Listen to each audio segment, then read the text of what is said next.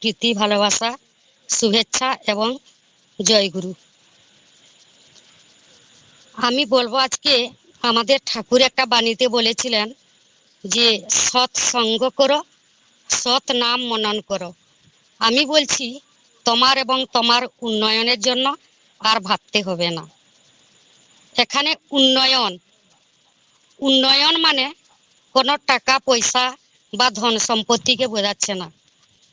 উন্নয়ন হচ্ছে একটা খারাপ মানুষ থেকে ভালোতে আসা, দুঃখ থেকে সুখ ভোগ করা এবং কৃপণ থেকে দাতা হওয়া, রোগ থেকে রোগ মুক্ত হওয়া, অসভ্য থেকে সভ্য হওয়া। যত ধরনের অশুভ জিনিস আছে তা থেকে শুভ জিনিস শুভতে আসা। তাই একদিন গোলকে বিষ্ণু গোলকে একটা সৎসঙ্গ হয়েছিল। আমরা যেরকম সৎসঙ্গ করি, কিছু মানুষ কিছু কথা বলে, আবার কিছু গান করে ইষ্ট প্রসঙ্গ করে, সেই রকম গোলকে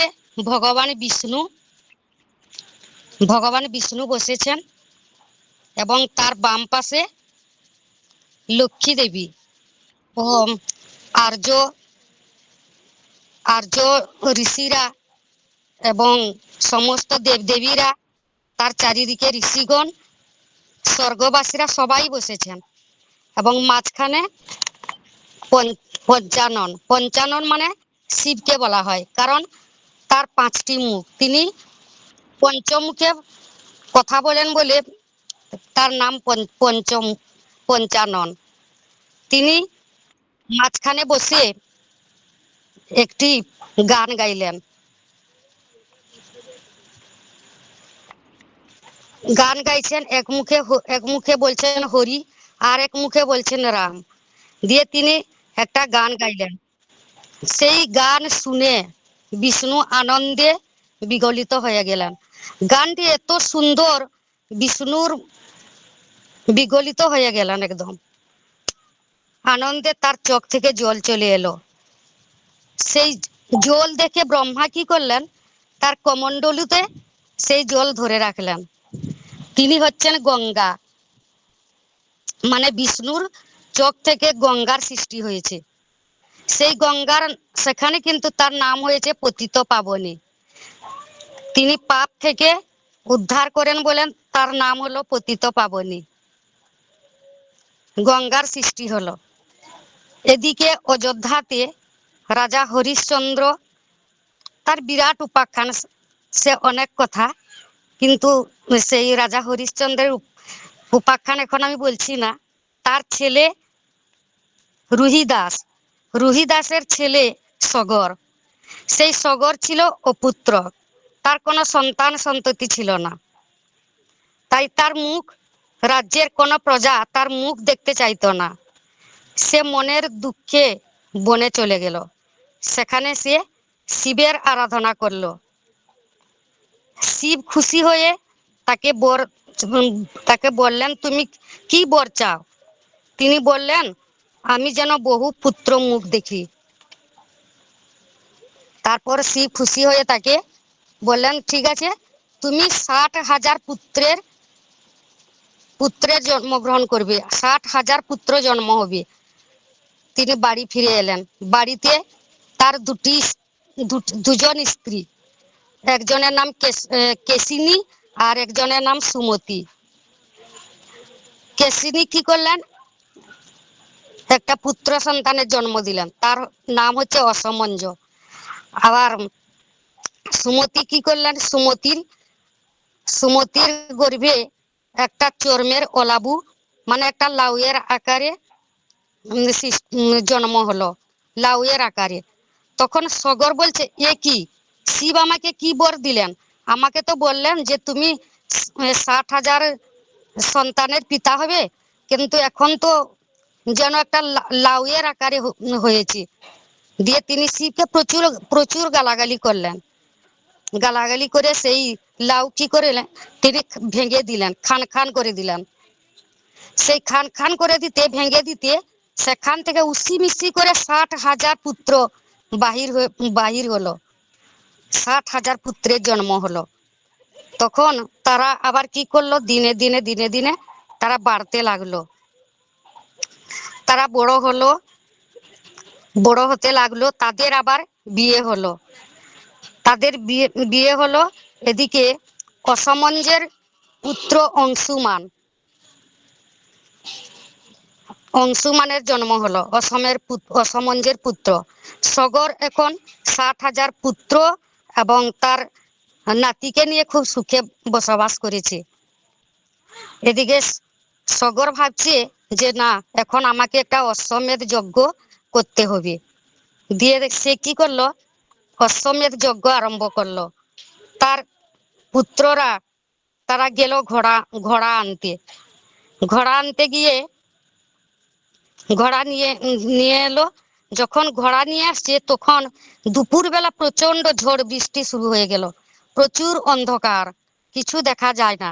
সেই সগরের সঙ্গে ইন্দ্রের একটা বিবাদ ছিল। সেই যখন দুপুরবেলা প্রচুর অন্ধকার, তখন ইন্দ্র কি করলো, সেই ঘোড়া চুরি করে নিয়ে কপিলা মুনির আশ্রম পাতালে নিয়ে চলে গেল। দিয়ে সেখানে কপিলা মুনির আশ্রমে পাতালে সেই ঘোড়াকে রেখে দিল।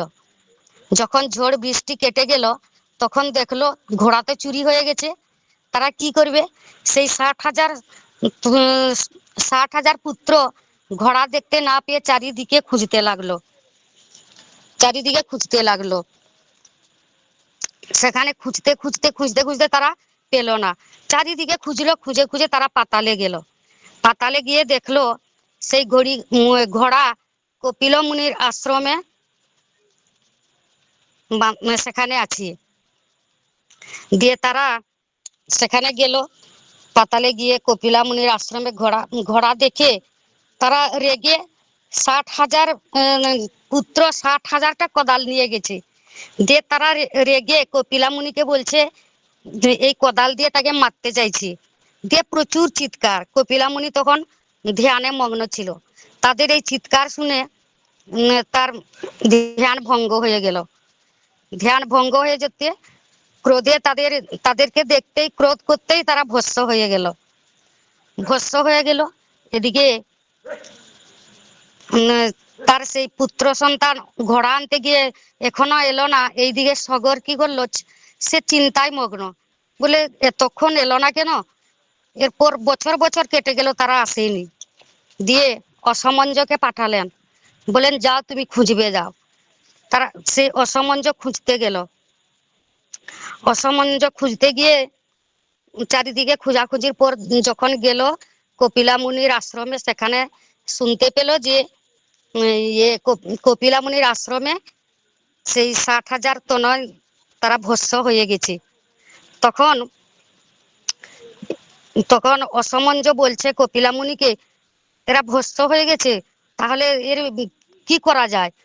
কপিলা মুনি বললেন যে তোমরা যদি গঙ্গাকে নিয়ে আসো তাহলে গঙ্গার জলে স্নান করে তাদের তাদের মানে তারা উদ্ধার হবে। দিয়ে তিনি এসে আবার সগরকে সব কথা বললেন। অংশুমান সগর বললেন গঙ্গাকে আনবো কি করে, পৃথিবীতে কি করে নিয়ে আসবো। দিয়ে সগর নিজে গেলেন গঙ্গাকে আনতে গিয়ে তিনি পারলেন না, গঙ্গাকে পৃথিবীতে নিয়ে আসতে পারলেন না। দিয়ে সগরের মৃত্যু হলো। তিনি না পারতে আবার অংশুমান গেলেন, অংশুমানও পারলেন না, অংশুমানও আনতে পারলেন না। দিয়ে অংশুমান না পারতে তার ছেলে দিলীপও গেল আনতে। দিলীপও ঘোড়াকে না গঙ্গাকে নিয়ে আসতে পারলেন না। এদিকে দিলীপ ছিল পুত্র, তার কোনো পুত্র সন্তান ছিল না। দিলীপ কি করলো, গঙ্গাকে না আনতে পেরে সেও সেই রাস্তায় মারা গেল। দিয়ে দিলীপ মারা যেতে, সে তো পুত্র ছিল, তার কোনো সন্তান ছিল না। এদিকে ব্রহ্মা ভাবছেন যে ভগবান বিষ্ণু রামচন্দ্র হয়ে পৃথিবীতে জন্মগ্রহণ করবেন, আবার গঙ্গাকে তো আনতে হবে। দিয়ে শিব এসে দিলীপের দুই স্ত্রী ছিল, শিব এসে বললেন যে তোমাদের কোনো পুত্র সন্তান নেই, আমি তোমাদেরকে আশীর্বাদ করছি, তোমাদের একটা পুত্র সন্তান হবে। দিয়ে তাদের আবার একটা পুত্র সন্তান হলো। পুত্র সন্তান হবে কি তাদের মানে একজনের, এক রানীর, দিলীপের এক স্ত্রীর, তার একটা মাংসপিণ্ডের জন্ম হলো, একটা মাংসপিণ্ড। তারা ভাবছে শিব আমাদের কি বর দিলেন, এটা মাংসপিণ্ডের জন্ম হলো। দিয়ে তারা রেগে টেগে গিয়ে সেই মাংসপিণ্ডকে একটা মাংসপিণ্ডকে কি করলেন, একটা চুপড়ির ভিতর রেখে তারা রাস্তায় ফেলে দিয়ে এলেন। সেই রাস্তা দিয়ে যাচ্ছেন অষ্টাবক্র মুনি। অষ্টাবক্র মুনি দেখছেন যে আমি যেভাবে যাচ্ছি সেইভাবে এই একটা কেমন একটা দেখাচ্ছে, যেন সেই আমাকে ভেঙচাচ্ছে। দিয়ে তিনি বললেন কি আমাকে ভেঙচাচ্ছে কেন, এটা কি তার স্বভাব? যদি স্বভাব হয় তাহলে সে খুব সুন্দর একটা মানে সুন্দর একটা ছেলে হবে, আর যদি আমাকে দেখে ভেঙচাচ্ছে তাহলে তার এক্ষুনি মৃত্যুবরণ হবে। এই ভেবে তিনি যখন দেখলেন যে না, সে তো ভেঙচাচ্ছে না, এটা তার স্বভাব, দিয়ে সেখান থেকে সেই মানে সেই মাংসপিণ্ড থেকে ভগীরথের জন্ম হলো। দিয়ে ভগীরথকে ভগীরথের জন্ম হতে ভগীরথকে নিয়ে গেলেন তার মায়েদের কাছে। তার মায়েদের কাছে নিয়ে গিয়ে সেখানে রেখে দিয়ে এলেন। ভগীরথ কি করলেন, সেখানে সে একটা বশিষ্ঠ মুনির আশ্রমে পড়াশোনা আরম্ভ করলেন। সেই বশিষ্ঠ মুনির আশ্রমে পড়াশোনা করতে করতে সেখানে তো অনেক বাচ্চা আসে। সেই বাচ্চাগুলো তাকে বলছে যে তুমি জারদ সন্তান, তোমার কোনো পিতৃ পরিচয় নেই। দিয়ে এরকম করে তার সঙ্গে ঝগড়া লেগেছে। দিয়ে ঝগড়া লাগতে সে কাঁদছে, কেঁদে আর বাড়ি যায়নি। তার মায়েরা এসে বলছে এখনো কেন আসে না বাড়ি। দিয়ে গিয়ে তাকে খুঁজলো, খুঁজে দেখছে যে বশিষ্ঠ একটা মন্দিরের সামনে সে বসেছে। সেই মন্দিরকে গিয়ে দেখলো সেই ছেলেটা কাঁদছে।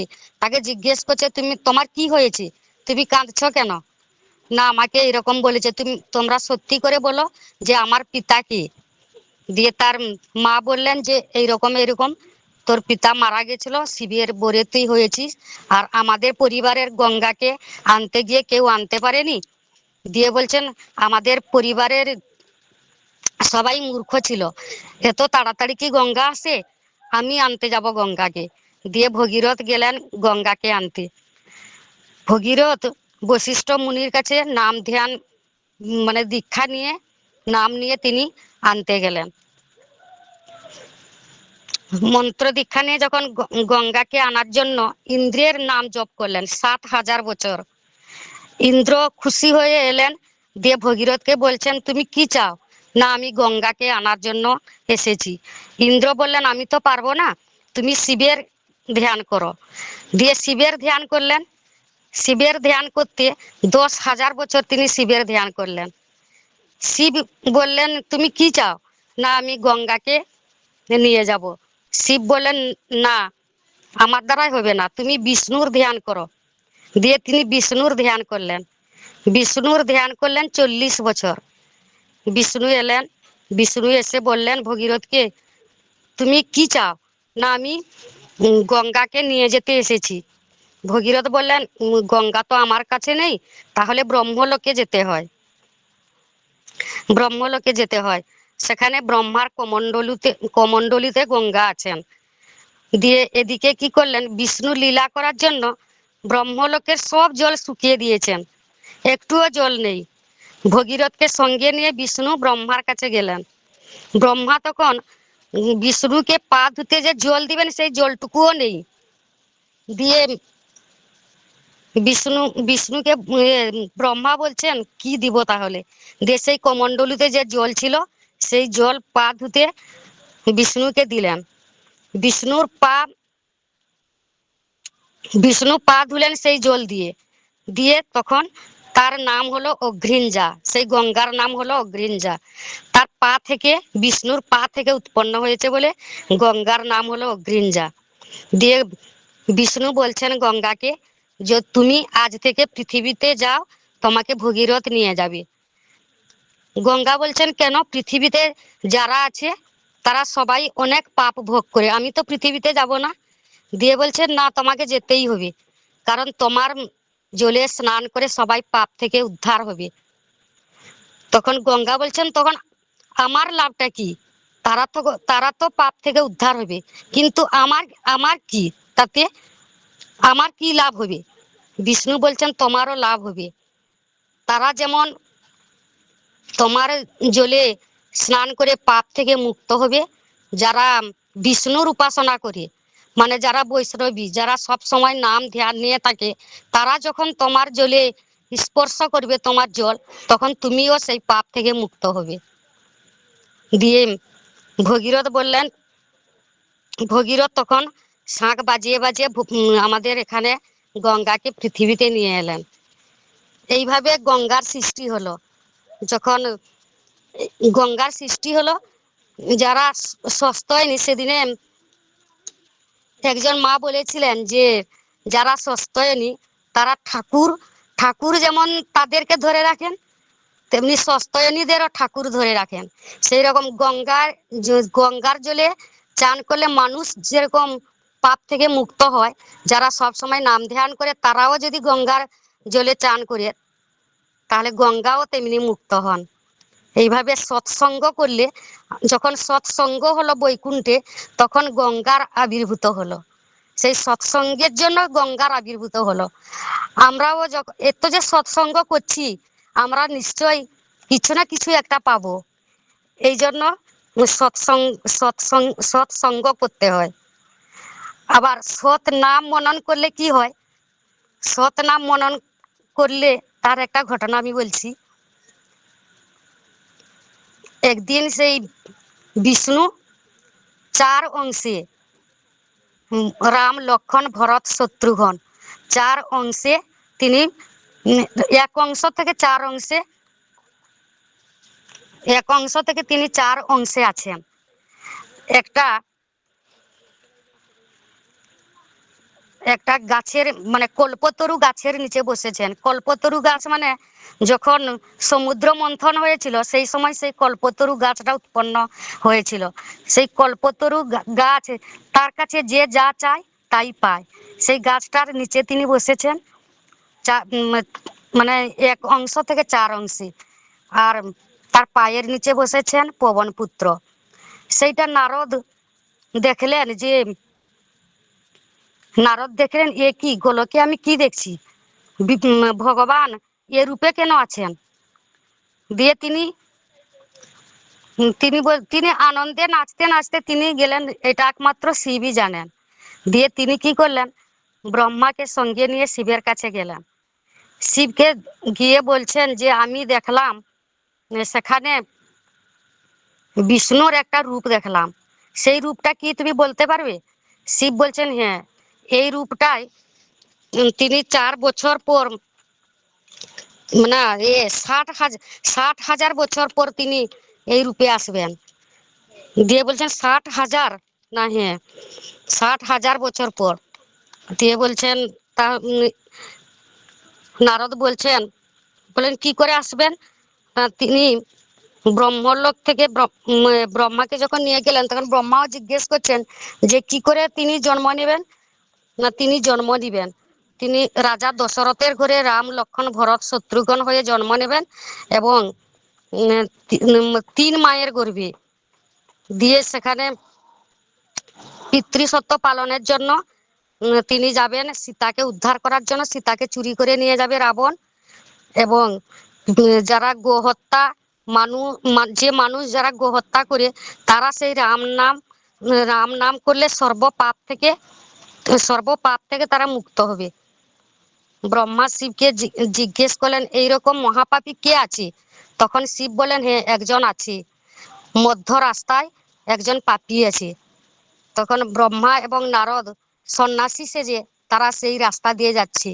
তারা যখন যাচ্ছে তখন সেই ইয়ে রত্নাকর দস্যু, সেই রত্নাকর দস্যু তাদেরকে দেখে গাছের উপরে ছিল, সেই গাছ থেকে ঝাঁপ দিল, দিয়ে ঝাঁপ দিয়ে তাদের কাছে এসে বলছে তোমাদেরকে মেরে তোমাদের সব কিছু আমি আজকে নিয়ে নিব। দিয়ে ব্রহ্মাকে মারতে গেছে, একটা লোহার লোহার মুদগর দিয়ে মারছে, সেই সময় তার হাত থেকে পড়ে গেল। দিয়ে ব্রহ্মা বলছেন তুমি এত পাপ কেন করছো? দিয়ে বলছেন আমি আমি আমার জন্য করছি না, আমি আমার পরিবারের সবার জন্য করছি। না আমি জানি তুমি যে এত পাপ করছো, আমি বলবো তুমি কত পাপ করেছো। দিয়ে ব্রহ্মা বলছেন বলো তো। ব্রহ্মা বলছেন জানো তুমি কত পাপ করেছো? যদি 100 শত্রু মারো তোমার যে পাপ হয়, একটা গাভী মারলে তার থেকে বেশি পাপ হয়। আবার একটা গাভী 100টা গাভী মারলে যে পাপ হয়, তার থেকে একটা নারী মারলে তার থেকে বেশি পাপ হয়। আবার 100টা নারী মারলে যে পাপ হয়, একটা ব্রাহ্মণ হত্যা করলে তার থেকে বেশি পাপ হয়। আবার 100টা ব্রাহ্মণ মারলে যে পাপ হয়, তার থেকে একটা ব্রহ্মচারী মারলে তার থেকে বেশি পাপ হয়। আবার 100টা ব্রহ্মচারী মারলে যে পাপ হয়, তার থেকে একটা সন্ন্যাসী মারলে তার থেকে 4 গুণ বেশি পাপ হয়। তুমি যে আমাকে, আমরা সন্ন্যাসী, তুমি যে আমাকে মারতে এসেছো, তোমার তো অনেক পাপ তাহলে। দিয়ে বলছে এত পাপ তুমি কি করবে? না আমি আমার সবার জন্য আমি সবার জন্য করছি, আমার পরিবারের জন্য আমি পাপ করছি। বলে তোমার পরিবারের সবাই কি তোমার এই পাপের ভাগিদার হবে? দিয়ে বলছে হ্যাঁ। বলে যাও দিয়ে তাহলে জিজ্ঞেস করে আসবে। ব্রহ্মা তাকে পাঠালেন, সে জিজ্ঞেস করতে গেল, গিয়ে তার বাবাকে জিজ্ঞেস করছে যে আমি যে এত পাপ করছি, এর পাপের ভাগিদার কি তুমি? তার বাবা বললেন কেন, আমি কেন তোর পাপের ভাগিদার হতে যাব? তোর পাপের ভাগিদার তুই, আমি কেন হব? দিয়ে তার বাবাও স্বীকার করলেন, মাকে জিজ্ঞেস করলেন, মাও স্বীকার করলেন। দিয়ে তার স্ত্রীকে জিজ্ঞেস করলেন, তার স্ত্রীও অস্বীকার করলেন। দিয়ে কি করলেন, তিনি চলে এলেন, এসে ব্রহ্মাকে বললেন যে তারা কেউ পাপের ভাগিদার হবে না, তুমি আমাকে একমাত্র বাঁচাতে পারো, তুমি আমাকে বাঁচাও, আমার কি করলে এই পাপ থেকে আমি মুক্ত হব? দিয়ে বললেন ঠিক আছে, তুমি সেই জলে স্নান করে এসো সরোবরে। যখন সরোবরে স্নান করতে যায় তখন সেই সরোবরের জল শুকিয়ে গেল। সে এত পাপ করেছে যে জলটাও শুকিয়ে গেল। দিয়ে চলে এলো, বলে আমি এত পাপ করেছি জলটাও শুকিয়ে গেল, এখন কি করা যায়? দিয়ে তিনি বললেন যে এখন তুমি এখানে দাঁড়াও, আমার কমণ্ডলুতে যে জল আছে আমি সেই জল দিয়ে তোমার পাপ ধুয়ে দিচ্ছি। দিয়ে সেই জল দিয়ে তিনি বললেন তুমি এখানে 60,000 বছর এখানে, জয় গুরু।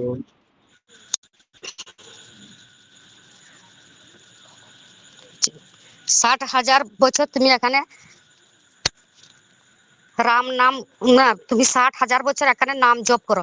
আগে দেখিয়ে দিলেন যে রাম বলে উচ্চারণ করো। তিনি রাম কথাটা বলতেই পারছেন না, তার জিভ দিয়ে মানে রাম উচ্চারণ হচ্ছে না, তিনি এত পাপ করেছেন।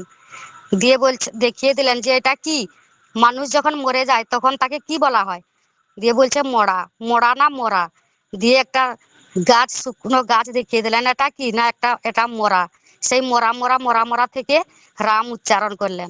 60,000 বছর ধরে তিনি একই রকম সেই নাম করেই যাচ্ছেন, করেই যাচ্ছেন। দিয়ে কিছু তারপরে একদিন আবার ব্রহ্মা এলেন, এসে দেখেন তার শুধু অস্থিগুলো আছে, তার শরীর সব গলে গেছে। সেখানে শুধু সেই মানে রাম রাম, মরা মরা থেকে রাম রাম রাম রাম, সেই একটাই শব্দ বেরোচ্ছে। দিয়ে ব্রহ্মা বললেন ও এখানে সেই মানে রত্নাকর দস্যুর নাম ধ্যান করছে। দিয়ে তিনি তার পুরো শরীর মানে বলিমিক হয়ে গেছে, বলিমিক খেয়ে ফেলেছে, পুরা ওই টিভির মতো হয়ে গেছে। দিয়ে তিনি ইন্দ্রকে বললেন তুমি 7 দিন তুমি বৃষ্টি করো, বৃষ্টি দাও। 7 দিন বৃষ্টি হলো, তার সব ধুয়ে গেল। সেখান থেকে ব্রহ্মা তাকে উদ্ধার করলেন, তার সেই নাম থেকে। তাহলে একটা চোর ডাকাত সেই ভগবানের নাম পেয়ে সে একটা মানে তিনি তখন থেকে একজন মুনি হলেন, বাল্মীকি মুনি, তার নাম হলো বাল্মীকি মুনি। তিনি রামায়ণ রচনা করলেন। একটা চোর থেকে তিনি হলেন একজন মুনি, বাল্মীকি মুনি। তাই সৎ নাম করলে বা সৎ সঙ্গ করলে কি হয়, এইটাই আমি একটু ব্যাখ্যা করে বললাম। জয়গুরু, যদি ভুল ত্রুটি থাকে তাহলে ক্ষমা করবেন। জয় গুরু। মহাভারতের অনেক গল্প আমরা শুনতে পারলাম যে সৎসঙ্গের আশ্রয় গ্রহণ করলে মানুষের যে উন্নতি হয়, মানুষের চিন্তার উন্নতি হয়, ভাবনার উন্নতি হয়, উৎসে উন্নতি। সৎসঙ্গ মানে উৎসে উন্নতি হয় আমাদের। আর সৎসঙ্গ কেন করতে হয় এবং সৎ নাম কেন মনন করতে হয় তা নিয়ে সুন্দর ঘটনা বলে আমাদের প্রতি প্রত্যেকে সমৃদ্ধ করলেন।